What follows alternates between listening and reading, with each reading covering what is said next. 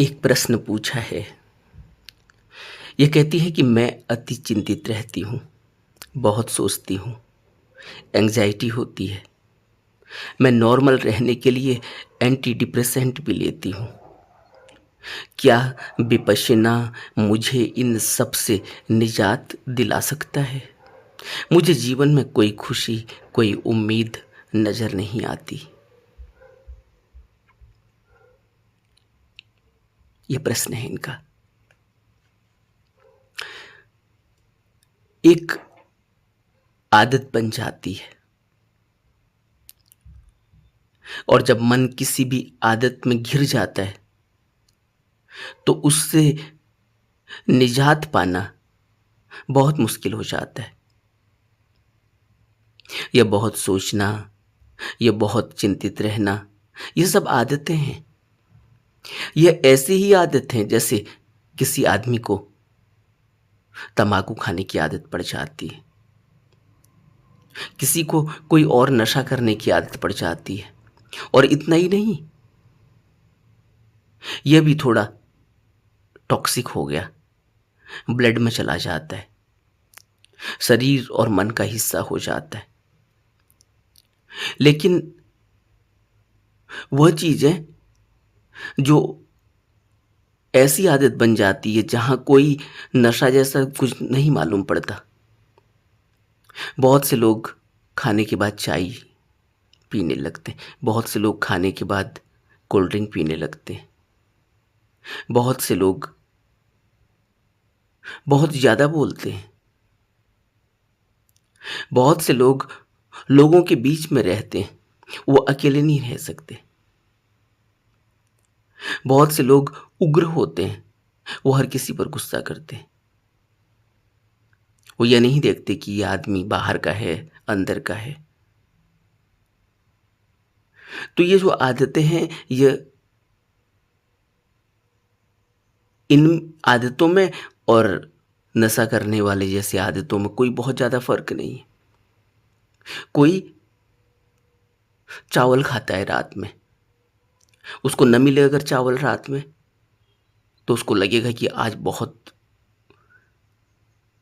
बुरा हो गया।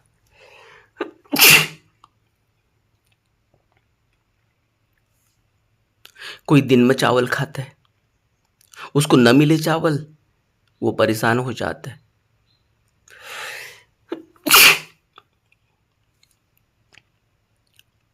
किसी को सुबह उठ के पानी पीने की आदत है, न मिले पानी, परेशान हो जाता है। तो ये सब हम एक जीवन का ढर्रा बना लेते हैं और ये जीवन का ढर्रा ही हम हो जाते हैं।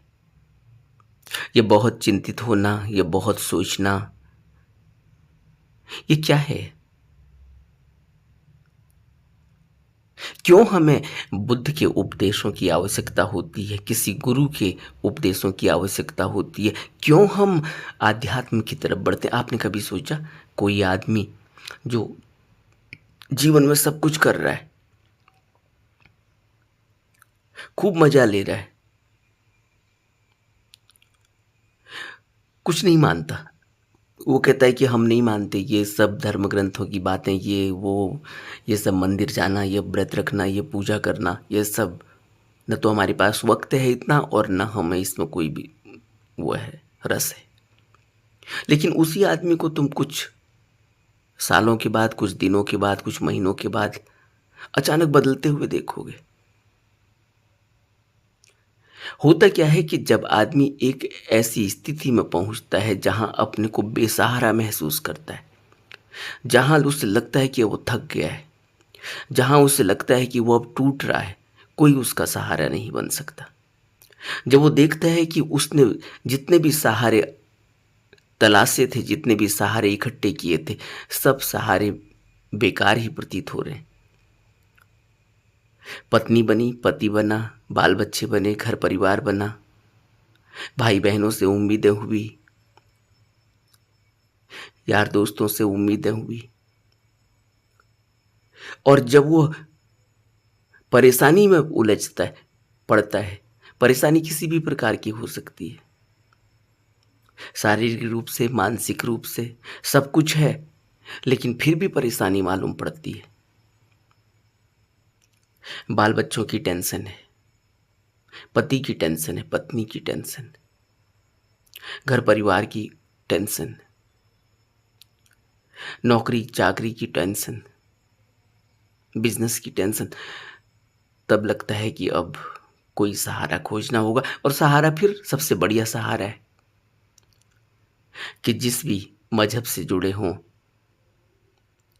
या जिसको भी मन से अच्छा मानते हैं, बुद्ध को अच्छा मानते हैं, महावीर को अच्छा मानते हैं, जिसके भी उपदेश मन में अच्छे लगते हैं, कबीर की वाणी अच्छी लगती है, गुरुदेव नानक के उपदेश अच्छे लगते हैं, या किसी सूफी संत के, बुल्ले शाह के,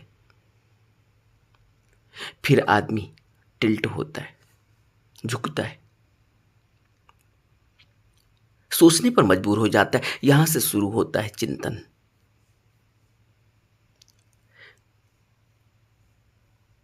यह चिंतन उसे फिर उस मूल वाणी की तरफ ले जाता है, जो मूल उपदेश है। मूल उपदेश बुद्ध का हो, नानक का हो, कबीर का हो, महावीर का हो, कृष्ण का हो, उसमें कोई फर्क नहीं। मूल उपदेश तो यही है कि जो तुम जीवन को देख रहे हो, जिसमें तुम इतने चिंतित और इतना ओवर थिंकिंग कर रहे हो, जिसको तुम अपना बनाने की कोशिश कर रहे हो, इसका अंत तो मौत है। ये तुम्हारे हाथ तो पड़ने वाला नहीं। इसको बुद्ध पहला आर्य सत्य कहते हैं कि दुख है। चिंतित क्यों रहता है आदमी? उसे लगता है कि वो ठीक नहीं कर पा रहा है, उसके साथ कुछ परेशानी आ गई है, उसके साथ कुछ ऐसा हो गया है जिसको वह टैकल नहीं कर पा रहा है, हैंडल नहीं कर पा रहा है। बच्चों के बारे में क्या होगा, तो माँ बाप के बारे में क्या होगा, पति पत्नी, घर परिवार, नौकरी कैसे चलेगी। अति चिंतित रहना क्या है? डर सता रहा है, एक इनसिक्योरिटी सता रही है। और क्या इनसिक्योरिटी है यहाँ? क्या सिक्योरिटी है यहाँ? हम सोचते हैं कि सुरक्षित हो जाएंगे। कहाँ सुरक्षित होता है इंसान? कभी सोचो कोई सुरक्षित हुआ? लेकिन हम फिर भी सुरक्षा खोज रहे हैं। लेकिन एक लेवल पर हम सुरक्षा खोज लेते हैं, घर परिवार बना लेते हैं, यार दोस्त बना लेते हैं, पैसा पाई इकट्ठा करते हैं उस वक्त के लिए जब कुछ ऐसी जरूरत आन पड़ी। उतना हम कर रहे हैं, लेकिन फिर भी हम ये सोचते हैं कि और सुरक्षा कर ली जाए, और सुरक्षा कर ली जाए। और बुद्ध कहते हैं कि तुम जितनी मर्जी सुरक्षा कर लो, अगर जन्म हुआ है तो मृत्यु तो होगी। इसलिए सुरक्षित, अगर हम यह सोच रहे हैं कि हम सुरक्षा कर लेंगे मौत से, अगर हम यह सोच रहे हैं कि हम सुरक्षा कर लेंगे इस संसार के दुख से, तो यह तो नहीं होने वाला। इसलिए बुद्ध आर्य सत्य कहते हैं पहला, कि संसार में दुख है, इसको झुटलाया नहीं जा सकता। तुम जो मर्जी कर लो, तुम राजा हो जाओ, राजा भी तो दुखी है। अगर कोई राजा दुखी ना हो तो दूसरे देश पर, दूसरी सीमा पर, दूसरे राजा पर आक्रमण करने की क्या जरूरत है? दुखी है, चिंतित है, सिक्योर नहीं है, असुरक्षा प्रतीत होती है। और असुरक्षा का कारण क्या है? किसी दूसरे से असुरक्षा और भय होने का कारण क्या है? कि हमारे पास प्यार नहीं है। और जिस प्यार की बात बुद्ध कर रहे हैं, जिसको वो करुणा कह रहे हैं, और जिस प्यार की बात ईशा कर रहे हैं, जिसको वो कहते हैं लव इज गॉड, जिस प्यार की बात गुरुदेव कर रहे हैं, जिन प्यार कियो, जिन प्रेम कियो तिन ही प्रभु पायो। ये प्रेम कौन सा है? ये प्रेम हमें सुरक्षित कर देता है, ये प्रेम हमें सुरक्षा देता है, ये प्रेम हमें दुख मुक्त करता है। अब ये प्रेम हमारे पास है नहीं और हम उस दुख से मुक्त होना चाह रहे हैं जो आर्य सत्य है। प्रेम को जागृत करना होगा। प्रेम अंदर है, यही बोधि चित्त में वो प्रेम रखा हुआ है। यह बोधि चित्त जब खिलता है, प्रकट होता है, जब ये सब चिंताएं हैं, जब ये सब असुरक्षा अपने आप ही उस प्रेम, उस बोधि चित्त के बाद अपने आप ही विदा होने लगती है। क्योंकि अपनी हकीकत, अपनी असलियत का पता चलने लगता है कि जो मैं चिंता कर रही हूं, जो मैं असुरक्षित महसूस कर रही हूं, ऐसा तो कुछ है ही नहीं। सुरक्षा का जहां तक इंतजाम है, नीचे के जीवों को भी अगर देखें तो वह भी सुरक्षित होना चाहते हैं। वो भी तो इंतजाम कर रहे हैं। कोई जमीन में गड्ढा खोद रहा है, कोई बिल बना रहा है, कोई कहीं शेल्टर और खोज रहा है, कोई पहाड़ के नीचे छिप के बैठा है। सब अपना अपना, कोई पेड़ों में खोज रहे हैं। सब सुरक्षित होना चाह रहे हैं, उस मौत से सुरक्षित होना चाह रहे हैं। लेकिन अगर जीवन मिल गया है तो मौत तो आएगी ही। और जब जीवन मिल गया है तो सुरक्षा का उतना ही इंतजाम करने के लिए तो प्राणी को तैयार किया ही हुआ है कुदरत ने। अब किसी बैल को, किसी चूहे को, किसी शेर को, किसी हाथी को या किसी पक्षी को यह बताने की जरूरत थोड़ी होती है कि सुरक्षित कैसे रहना है। कौन से स्कूल में वो यह सुरक्षा और असुरक्षा की पढ़ाई कर रहे हैं? यह हमारे अंदर है, इनबिल्ट है। लेकिन जरूरत से ज्यादा जब भी हम सोचते हैं, अति चिंतित, जो इन्होंने इस्तेमाल किया है शब्द, यह अति चिंतित कुछ नहीं है, सिर्फ आदत है। यह अति चिंतित कुछ भी नहीं है। यह ऐसे ही है जैसे मुझे दिन में फ्रूट लंच करने की आदत है, लेकिन मुझे फ्रूट लंच नहीं मिला, खाना मिल गया। खाना मैं नहीं खाना चाहती। अब मैं परेशान। एक आदत बनी हुई है कि मुझे तो सिर्फ फल खाने होते हैं दिन में, न मिले क्रोध आ जाता है। तो इस तरह से अति चिंतित हो जाते हैं।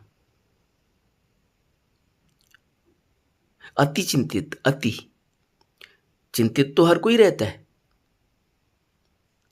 सुबह उठेगा तो उसे जो भी अपने दैनिक कार्यकलाप करने होते हैं, उसके लिए उसको, उसके अंदर एक चिंता बनी हुई है कि वो वक्त पर अगर सब काम नहीं करेगा तो कैसे ऑफिस जा पाएगा। वक्त पर अपने अगर सब काम नहीं करेगा तो फिर कैसे वो अपने शेड्यूल को मेंटेन कर पाएगा। जो लोग घर में ट्यूशन पढ़ा रहे हैं उनको भी वक्त पर अपने सब काम करने होते हैं, क्योंकि उन्हें पता है कि बच्चे आ जाएंगे पढ़ने के लिए। जो अपना दुकान का काम कर रहे हैं उन्हें भी पता है कि दुकान वक्त पर खोजनी होगी, ग्राहक, दुकान वक्त पर खोलनी होगी, ग्राहक इंतजार कर रहे हैं।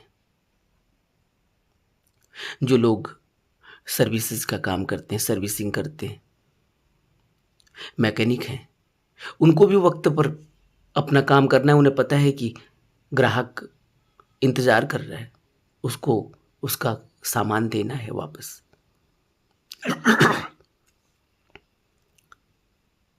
तो इतनी चिंता तो सबको रहती है।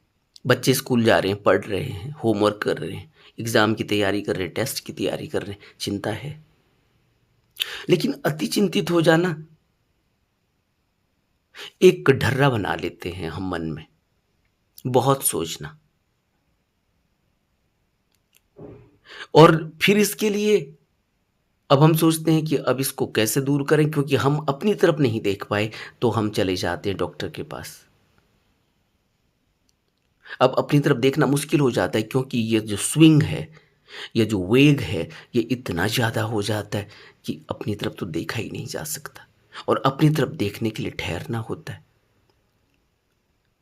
और यहाँ चाल इतनी तेज हो जाती है कि अपनी तरफ देखने के लिए, ठहरने के लिए मुश्किल हो जाता है। जब चाल तेज हो जाती है तो कैसे ठहरेंगे एकदम से? यही काम हमें विपश्यना बता रही है कि तुम ठहरो। तुम अगर ठहरोगे तो तुम अपनी तरफ देख पाओगे कि मैं क्यों इतनी चिंतित हूं, अति चिंतित क्यों। मैं बहुत सोचती हूं, सोचना ठीक है, लेकिन बहुत सोचना। ये अपनी तरफ हम नहीं देख पाए तो हम डॉक्टर के पास चले गए। अब डॉक्टर क्या करेगा? दूसरे का सहारा ले लिया कि दूसरा कुछ कर दे। दूसरा हमारे सोचने में क्या करेगा? वो कहेगा अच्छा ज़्यादा दिमाग चल रहा है, चलो गोली खा लो, सुन्न कर देगा। और ये सुन्न करना कितना खतरनाक हो जाता है, इसके कितने दुष्परिणाम हैं, शरीर पर पड़ रहे हैं, मन पर पड़ रहे हैं। पूरा कुछ बदल जाता है। उसका प्रभाव हमारे मेटाबॉलिज्म पर पड़ने लगता है, हमारे हार्मोन्स पर पड़ने लगता है, हार्मोनल चेंजेस आने लगती हैं, और धीरे धीरे ऐसी स्थिति पैदा होने लगती है कि अब क्या करेंगे। एक नई आदत डाल दी अब हमने।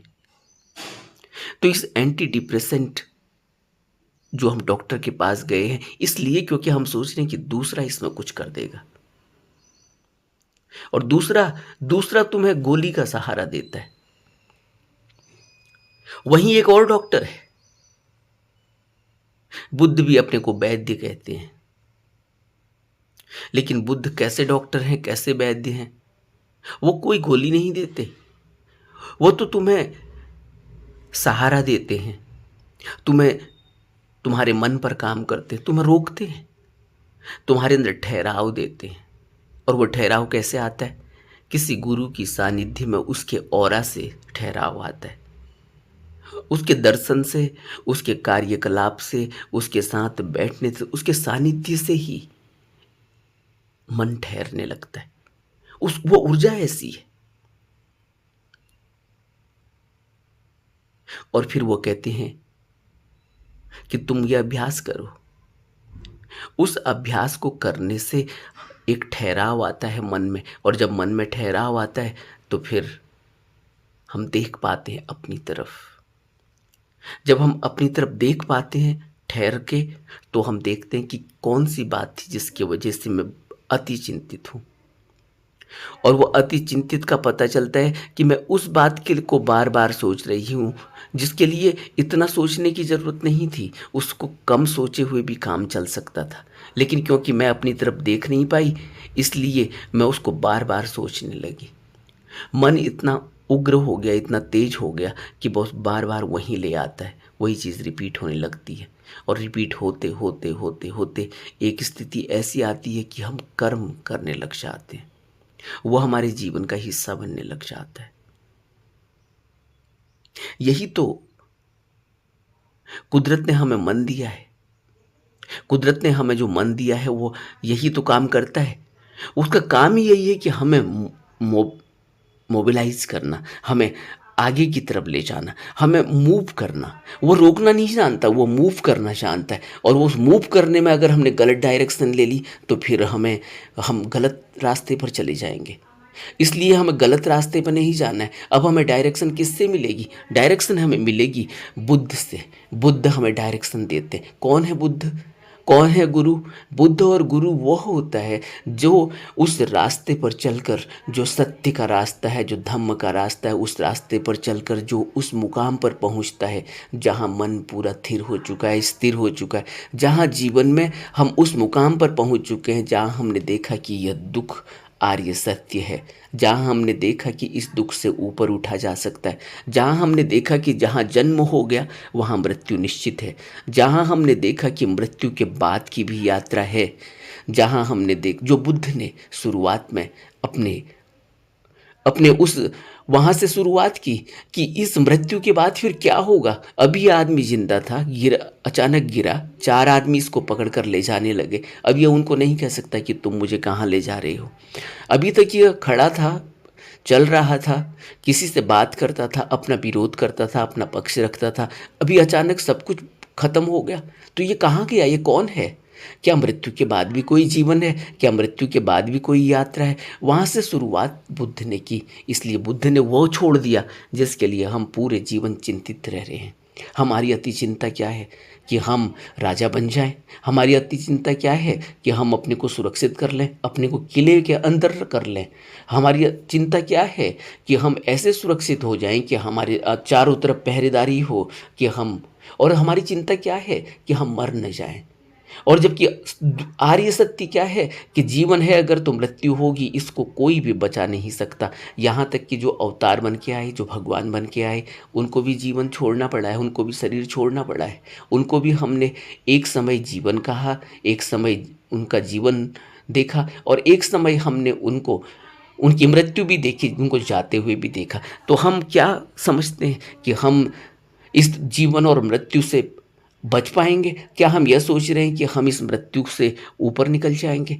लेकिन बुद्ध हमें वो रास्ता भी देते हैं, क्योंकि बुद्ध ने सबसे पहले तो इस जीवन को देखा, इस अति चिंता को देखा, इस अति सुरक्षा को देखा, यह बहुत सोचने को देखा, यह भोग विलास सब कुछ देखा, और उसके बाद यह देखा कि इससे उस यात्रा को नहीं पाया जा सकता जो मृत्यु के बाद होगी, जो दुख के बाद होगी, जो इस जीवन के दुख और सुख से ऊपर उठ के देखी जा सकती है, जो मृत्यु के बाद की यात्रा है।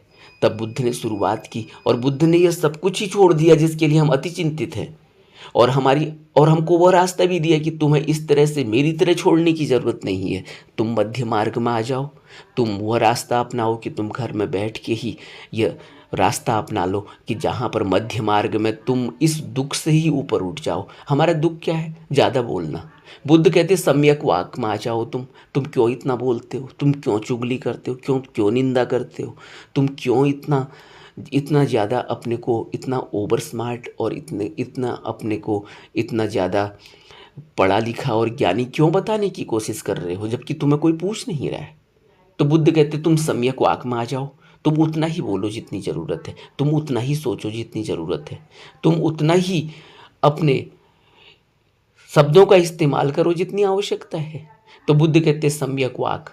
अब मध्य मार्ग में, आर्य अष्टांगिक मार्ग में सम्यक वाक अति महत्वपूर्ण है। अब सम्यक वाक के बिना अगर हम सोचें कि हम कैसे मुक्त हो जाएंगे, अब सम्यक वाक के बिना कोई आदमी कैसे मुक्त होगा? जो आदमी पूरी सुबह से लेके शाम तक कलह कलेश ऐसे शब्दों का इस्तेमाल करता है घर में कि उससे लड़ाई कोहराम दुख ही पैदा हो रहा है, तो वो आदमी सोचता है फिर कि अब मैं किसी मंदिर में जाकर बैठ जाऊं तो मैं मुक्त हो जाऊंगा। क्या हो सकता है?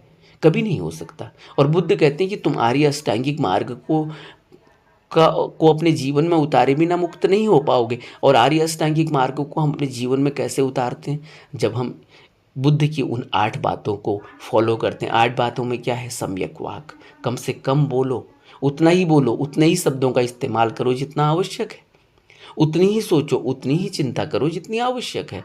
अब हम पहले यह करते हैं और फिर सहारा लेते हैं डॉक्टर का कि डॉक्टर ठीक कर देगा। डॉक्टर क्या ठीक करेगा? डॉक्टर को खुद भी तो पता नहीं। वो डॉक्टर दवा जानता है, दवा तुम्हें दे देगा। दवा क्या करती है? गोली दे देगा, वो तो गोली जानता है। लेकिन बुद्ध कहते हैं मैं तो ऐसा वैद्य हूँ कि तुम जो अस्वस्थ हो, तुम अस्वस्थता से दूर हो जाओगे, तुम्हारा रोग दूर हो जाएगा। और जब तुम निरोग हो जाओगे तब तुम खुद ही जान लोगे कि निरोग क्या होता है। स्वस्थ होना क्या होता है? तो अभी तुम अस्वस्थ हो तो तुम किसी बुद्ध के पास जाओ, किसी उसकी शरण लो।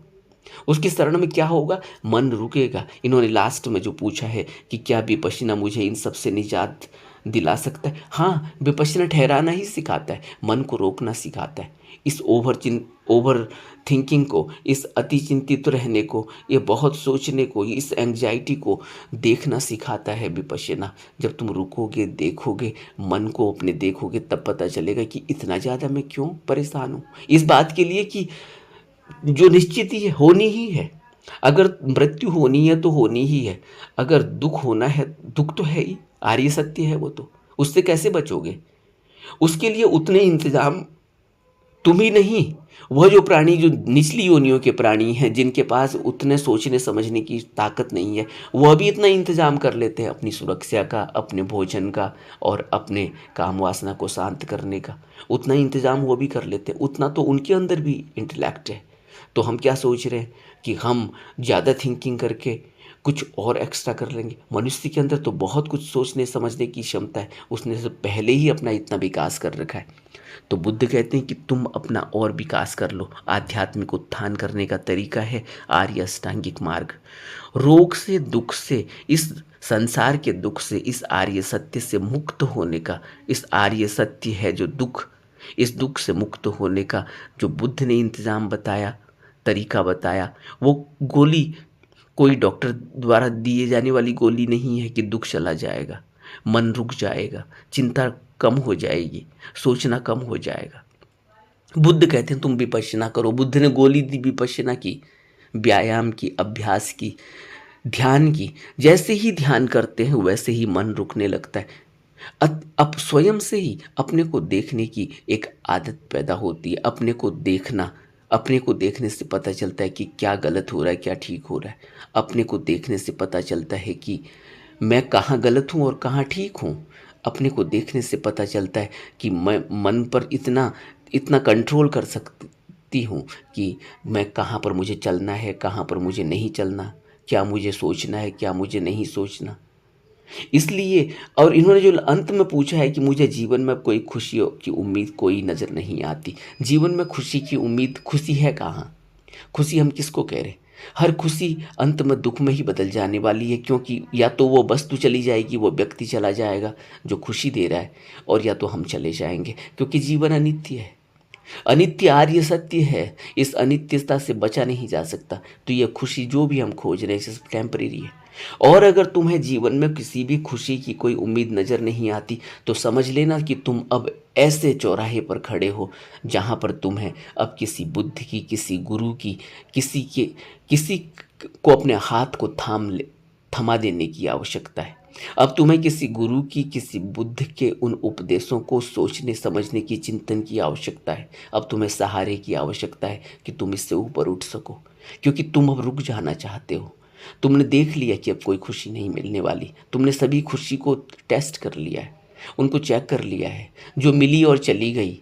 जब सब धोखे मिले तभी तो मनुष्य, इसीलिए तो कहा कि जब मनुष्य को दुख मिलता है तब वो सहारा खोजता है, और तब वो सहारा उसको मिलता है किसी बुद्ध का। और अगर कोई सहारा खोजे डॉक्टर का, तो डॉक्टर क्या करेगा? डॉक्टर तो गोली दे सकता है, उसने वही पढ़ाई की है। लेकिन यहाँ जो बुद्ध कह रहे हैं मैं वैद्य हूँ, हमें तो उस वैद्य की खोज करनी है जो हमें इस दुख से सदा के लिए मुक्त कर दे, हमें इस जन्म मरण से सदा के लिए मुक्त कर दे। और वो वैद्य, वो डॉक्टर, वो कौन है? वो है बुद्ध, वो है कोई सतगुरु। उसकी शरण लेनी होगी, वहाँ बैठना होगा, टिकना होगा, थोड़ा रुकना होगा। एक दिन में नहीं हो जाएगा कि अभी जो है एंटीबायोटिक खाई और अभी घाव सूख गया, ऐसा नहीं होगा। रुकना होगा, और जितना मन हमने जितना तेज कर लिया है उसको उतना ही रोकने के लिए उतना वक्त चाहिए। रुकने के लिए व्यायाम करना होगा, विपश्यना करनी होगी, ध्यान करना होगा। और एक दिन हम पाएंगे कि अब हमें यह तो हमें पता चली गया है कि जीवन में कोई खुशी, कोई उम्मीद नज़र नहीं आती। क्या उम्मीद है जीवन में? हर उम्मीद हमें मौत की तरफ ले जा रही है, हर उम्मीद हमें ले जाएगी मौत की तरफ ही, हर उम्मीद हमें उम्मीद तोड़ने की तरफ ले जा रही है। क्या उम्मीद थी बुद्ध को? बुद्ध तो राजा थे। बुद्ध ने क्या उम्मीद अब और रखी थी कि क्या हो जाएगा? बुद्ध ने उस उम्मीद से अपने को बाहर निकाला। उस खुशी से अपने को बाहर निकाला कि ये खुशी तो इतनी ही है, इसके बाद फिर दुख आ जाने वाला है। क्योंकि बुद्ध ने देखा कि एक व्यक्ति बूढ़ा हो गया, ये जवान था, ये बूढ़ा हो गया, कल मैं भी बूढ़ा हो जाऊंगा, तो फिर क्या उम्मीद है खुशी की कि मैं ऐसे ही रहूंगा। अभी 56 भोग लिए जा रहे हैं, अभी आनंद लिया जा रहा है, अभी यौवन है, अभी सब खुशियां मिल रही हैं, लेकिन बुढ़ापा तो आना ही आना है। जब बुढ़ापा आना है तो फिर ये उम्मीद चली जाएगी और बीमारी भी आएगी। और अभी मैं स्वस्थ हूँ, सब कुछ ठीक लग रहा है, और जब बीमारी आएगी तो फिर उम्मीद चली जाएगी, और फिर जब मौत आ जाएगी तो सब कुछ ही खत्म हो जाएगा। तो फिर मैं कर क्या रहा हूँ? तो फिर मैं उसको क्यों नहीं खोजता जो अभी जीवंत है? और फिर मौत के बाद यह जीवन कहाँ चला जाएगा? फिर इस जीवन का ही पीछा क्यों नहीं किया जाए? और इसको मौत के बाद इसका पीछा नहीं किया जा सकता, इस जीवन में ही इसका पीछा किया जा सकता है, इसको देखा जा सकता है, इसके साथ चला जा सकता है। तब बुद्ध ने खोज की। तो अब हम कहाँ, जहाँ पर खड़े हैं, जहाँ पर हमें कोई खुशी की उम्मीद नज़र नहीं आती, यह पड़ाव है जहाँ से हमने एक नई यात्रा करनी है। उस यात्रा को करने के लिए हमें अब ताकत लगानी होगी, अब हमें किसी की शरण लेनी होगी, किसी का सहारा लेना होगा। बिना सहारा के अगर हम सोचेंगे कि हो जाएगा, नहीं होगा, किसी को नहीं हुआ। बिना बुद्ध के, बिना गुरु के, बिना सतपुरुष के, बिना सदगुरु के, बिना संत के कोई पार नहीं हो पाया, किसी की दुख से मुक्ति नहीं हो पाई, किसी को वह खुशी नहीं मिल पाई जिसको परम आनंद, परम खुशी कहते हैं। बुद्ध ने इन सब का जिक्र किया, सभी संतों ने इसका जिक्र किया कि जो मिलेगा वो ध्यान से ही मिलेगा, और ध्यान ही हमें अपनी तरफ देखना सिखाएगा, उस रास्ते पर चलना सिखाएगा जो रास्ता बुद्ध का है, जो रास्ता धम्म का है, जो रास्ता सत्य का है। सत्य में जो रास्ते पर चलता है, सत्य के रास्ते पर किसी को दुख होता है? हमें संसार में दिखता है कि सत्य पर चल रहा, देखो इसकी कितनी दुर्दशा हो रही, सत्य पर चलने वाले आदमी को जेल में डाल दिया, उसको क्या फर्क पड़ता है? वो तो सत्य पर चल रहा, तुम उसे जेल में डाल दो, तुम उसे कहीं और डाल दो। तुम्हें लग रहा है कि देखो वो जेल में पड़ा हुआ है, उसके बच्चे कितने परेशान हो रहे होंगे, लेकिन वो सत्य पर चल रहा है, उसे बच्चों का क्या करना है? वो जो बच्चों के लिए वो जो कर सकता था, जितनी चिंता ले सकता था, जितना वो उनकी सुरक्षित उनको रख सकता था, वो रख ही रहा है वो।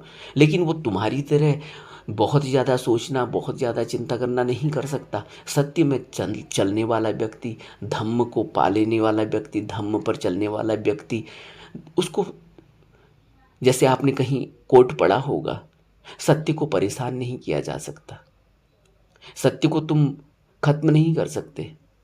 सत्य को हमें लगता है कि सत्य परेशान हो रहा है, लेकिन जो सत्य पर चल रहा है उससे कुछ फर्क नहीं पड़ता। इसी को तो कृष्ण कहते हैं कि तुम मार दो, तुम काट दो, तुम जला दो, किसको जलाओगे तुम? न तो वो सत्य जलने वाला, न वो सत्य कटने वाला, न वो सत्य मरने वाला।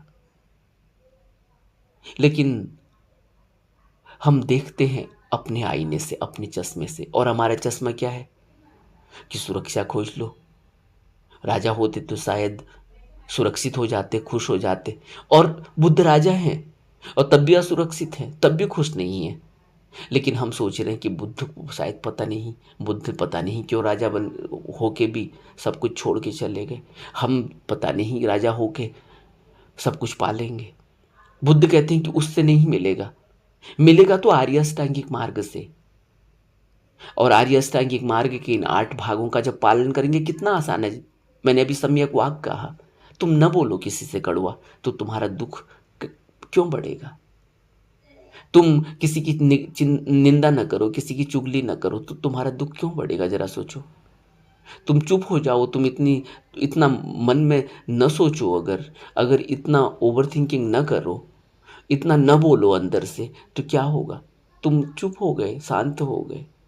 तो बुद्ध कहते हैं तुम इन 8 भागों का पालन करो, आर्य अष्टांगिक मार्ग का, तो तुम खुद ही जो है सभी दुखों से मुक्त हो जाओगे।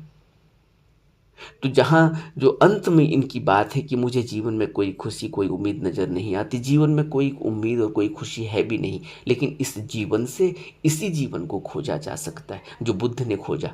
इस जीवन से मृत्यु के बाद का जीवन नहीं खोजा जा सकता, मृत्यु के बाद तो जीवन खोजा ही नहीं जा सकता, मृत्यु के बाद की यात्रा तो की ही नहीं जा सकती। इस जीवन के रहते हुए ही मृत्यु के बाद की यात्रा की जा सकती है, इस जीवन के रहते हुए ही मृत्यु को जाना जा सकता है। मृत्यु के बाद थोड़ी कोई मृत्यु को जानता है।